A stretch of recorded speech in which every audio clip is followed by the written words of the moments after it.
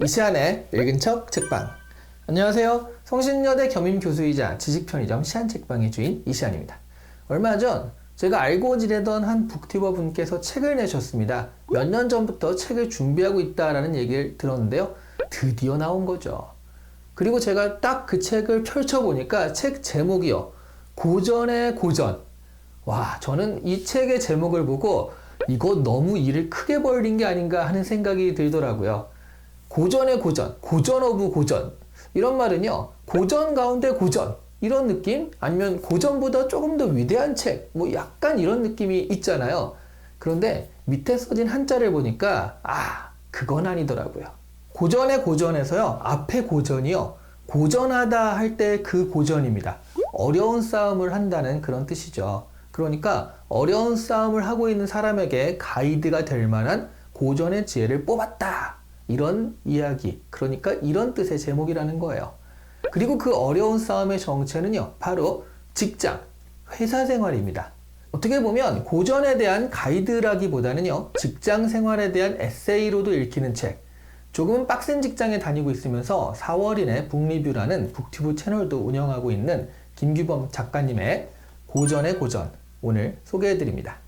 제가 북튜브 시작하고 얼마 안 되었을 때요, 출판문화산업진흥원이 북튜버들을 지원하는 프로그램을 운영해서요, 15명이던가요? 그 정도, 한 15명 정도 선발을 한 적이 있었습니다. 그때 몇몇 북튜버 분들을 알게 되었는데요, 4월인의 북리뷰도 그때 알게 된 분이에요. 그리고 4월이가 키우는 고양이 이름이라는 것도 이때 알았죠.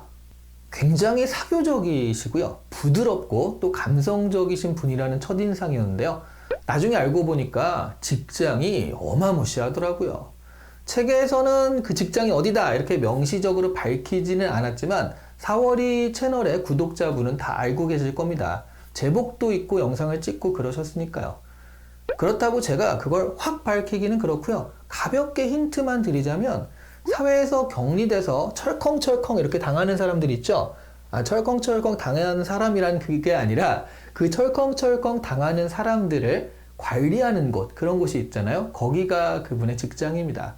더 이상 누설하면 저도 철컹철컹 당할 수가 있기 때문에 여기까지.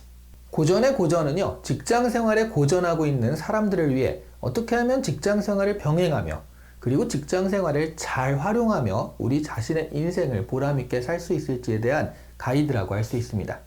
이 책은 30개의 고전이라고 할 수 있는 책들의 줄거리, 그리고 저자들을 소개하는 형식을 띠고 있지만요, 사실 이런 것들은 핑계일 뿐, 작가님의 직장 생활 경험과 노하우, 그리고 인사이트를 보여주는 에세이 같은 느낌이 굉장히 많이 들었어요.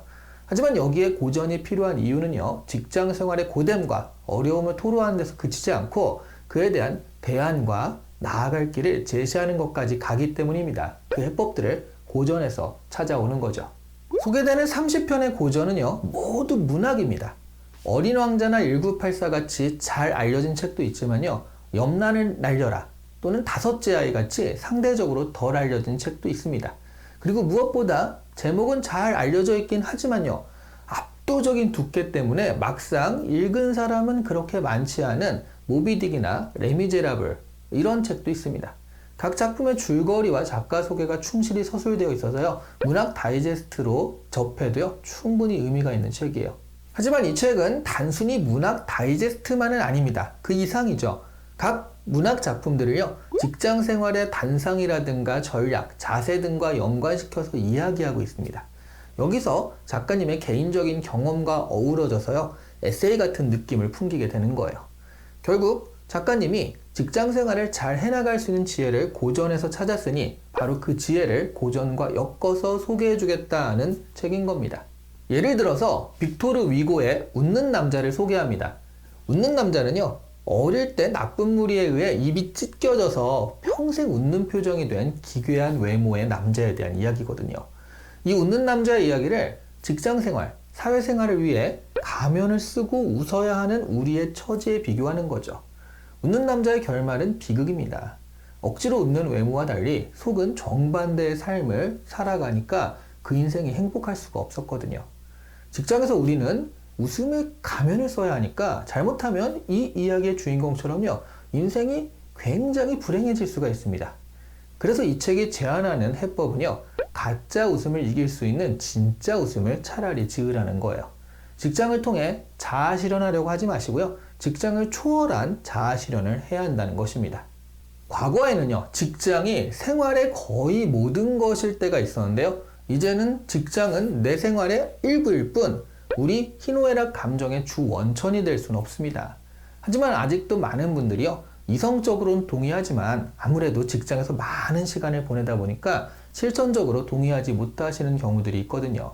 이 책은 직장에 대한 거리 두기를 어떤 식으로 해야 하는지 고전의 지혜를 빌려 이야기해주고 있는 거죠. 자신의 생활과 직장 생활의 밸런스를 잘 잡으시려면 이 책을 읽어보시면 좋을 것 같습니다. 그러면서 어디 가서 잘난 척 할 수 있는 고전에 대한 지식도 얻을 수 있으니까 매우 유용한 책이라고 할 수가 있겠네요. 오늘 이 시간에 읽은 책 책방은요, 김규범 작가님의 고전의 고전 소개해드렸습니다. 고전의 고전이라는 이 패기 넘치는 제목을 보니까요, 제 채널 시안책방도요, 꿈을 원대하게 잡아서 북튜버의 북튜버, 이런 비전을 가져보는 게 어떤가 하는 생각을 하게 되었습니다. 그러기 위해서는요, 좋아요와 구독 부탁드릴 수밖에 없죠. 감사합니다.